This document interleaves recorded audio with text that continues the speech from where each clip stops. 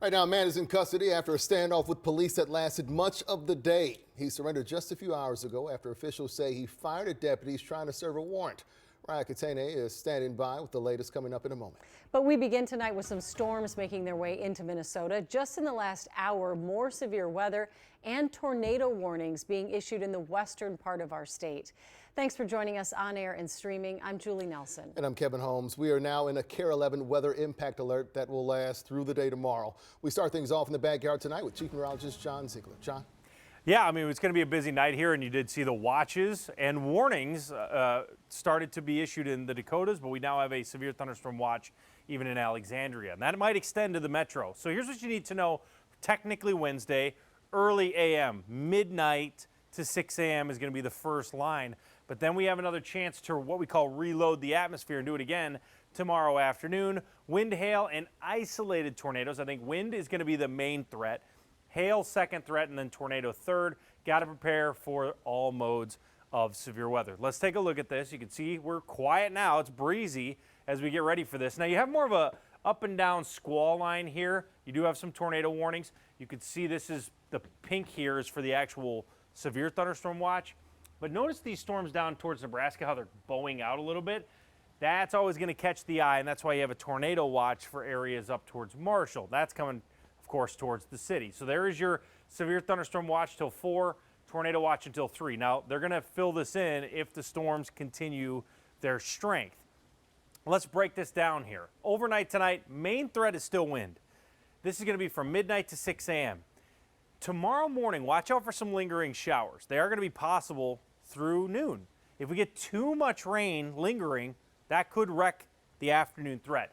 Tomorrow afternoon's threat is not higher for rain chances. The precipitation chance is actually lower, but the storms that actually do develop will be nastier. Looks like the worst is going to be east of I-35. That means the metro right on the edge of this thing for tomorrow afternoon. Again, we're going to have to stay updated. I'll be here probably all night long. We're going to do what we call the baton. Ben's coming in at 2 a.m., so I'll be here. If you need help overnight, you can message me on Facebook if you're nervous about the storms. I'm going to be here. We'll keep you guys covered, and we'll give you updates in your full forecast. All right, John, thank you. We turn now to that update on the story we've been following all day in Minneapolis. A suspect now in custody after officials say he opened fire on deputies serving a warrant. This all began around 11:30 this morning near West 28th Street and Nicollet Avenue in the East Street area. Thankfully, tonight, no one was hurt. Raya Katene was at the scene all afternoon and has the latest developments from law enforcement. Well, Kevin, records show 31-year-old Tyler O'Brien was released from prison and put on supervised release back in February after he was previously convicted of drug possession and illegal possession of a gun. In March, the Department of Corrections labeled him a wanted fugitive. And I talked to a neighbor who lives in his building tonight. She didn't want to speak publicly, but told me off camera she's spoken to O'Brien before and that he's told her he'd rather get into a shootout than go back to prison. Gunfire erupted a little before noon in South Minneapolis as authorities say a man with a felony wanted for possession of weapons shot at the Hennepin County deputies serving his arrest warrant. This was a potentially extraordinarily dangerous situation. As homes and businesses near 28th Street and Nicollet Avenue were evacuated, law enforcement taped off the area as they negotiated with 31-year-old Tyler O'Brien to get him to surrender. We are ordering all occupants to come to the back or front door, which he finally did about 8 hours later. No civilians were injured, no law enforcement were injured. The suspect was not injured. Sheriff DeWanna Witt confirms a woman and child were at one point inside the apartment but got out safely. She says O'Brien shot at law enforcement multiple other times and shot down their drone throughout the negotiation process. Yeah, I'm right next door. They evacuated us earlier. As some people who live in the area weren't able to go home for hours. Just get out the way. Just get out the way. Don't want to be nowhere around it. Well, I've been trying to get home for 2-3 hours now. The apartment building has 2 businesses on the lower level, including a hair salon where Vince Tausay-Cow was getting a haircut. At that point, there was 14 of us in there, and we all instinctually got down and ran towards the back. Some of us were hiding in the bathroom, some of us were all the way in the back. They all made it out safely, and although gas was used in the building, Witt says tenants should be able to return tonight. This could have ended up much differently. We also know at least one neighboring house was damaged by police activity throughout this process, and Sheriff Witt says if your home was damaged, you should contact police. Kevin. The good news in all this, no one was hurt. Raya, thank you. A suspect in custody tonight after a different standoff, this in Coon Rapids. Police say they responded to a call around 4 this morning from a man who said he was stabbed. He went to the hospital. He is expected to survive. Police tracked that suspect to a home off Crooked Lake Boulevard Northwest, but police say he refused to come out. They then called in a SWAT team that arrested him after several hours. Police say the victim and the suspect knew each other, but it's unclear exactly what led up to that stabbing. A Fridley man is now facing charges after investigators used his ankle monitor to tie him to 2 drive-by shootings. Those 2 shootings happened just hours apart last month in Minneapolis. The first on Penn Avenue North, the second on Columbus Avenue South. Investigators say they used ankle monitor tracking and cell phone data to tie 21-year-old Raquan Johnson to both scenes. He's now facing 3 charges, including second-degree murder. Charging documents say Johnson admitted to firing shots at the first scene and driving friends to the second scene, where he says they shot at 3 people, killing one of them. He is in jail on $1 million bail. A man accused of being an accomplice in last summer's deadly shooting near the Northtown Mall has pleaded guilty. 21-year-old Ayub Muhammad was accused of hiding a gun magazine after a teenager was killed. 2 other teens were also arrested. The shooting in the parking lot prompted a lockdown of that mall. Muhammad will be sentenced in September.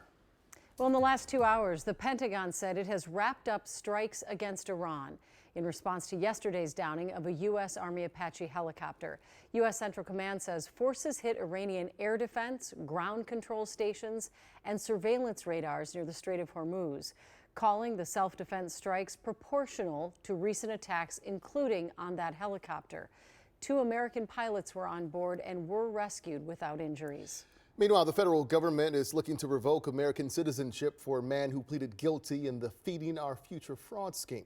The DOJ's complaint against 54-year-old Abdi Kadir Kadahi doesn't mention the sprawling fraud scheme, but it says Kadahi applied for residency twice, applying a second time under a different name and identity when the first was rejected. DOJ leaders say the fingerprints on file for both applicants are for the same person. Kadahi became a U.S. citizen in 2012. He pleaded guilty to using his business to submit $1.1 million worth of false claims for meals served to kids, but he has not yet been sentenced. In a matter of days, some disability service providers say they will have to start laying off employees after the state terminated their funding last week in an effort to fight fraud. But these providers say they've done nothing wrong. Jennifer Hoff was in Duluth, where lawmakers describe chaos across the state.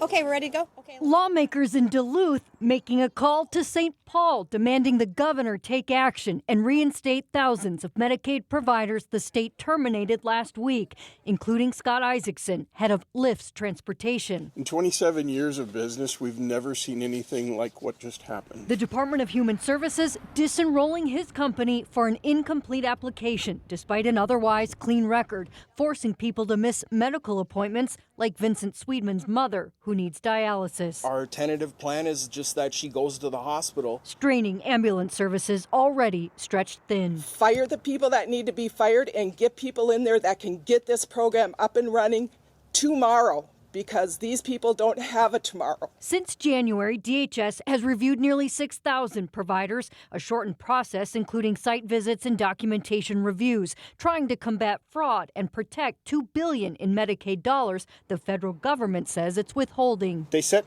the expectations, they set the deadlines, and then they step back and watch the chaos unfold. But what matters just as much as this is DHS finished the failure. Representative Natalie Zanelzikar now asking Governor Walz to set up an incident command center, an 800 number, a model used during the pandemic to prioritize providers she says are caught up in that chaos. Their reputation has always been what matters, to provide great care.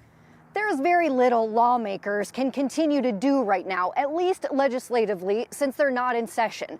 But in a matter of weeks, Senator John Hoffman is expected to call a hearing because he does chair the Human Services Committee. And that will include testimony from providers to try to continue to find some solutions to what they call a crisis. In Duluth, Jennifer Hoff, KARE 11 News. Well, last week, Walz continued to encourage providers to take the steps necessary to demonstrate they do meet eligibility standards.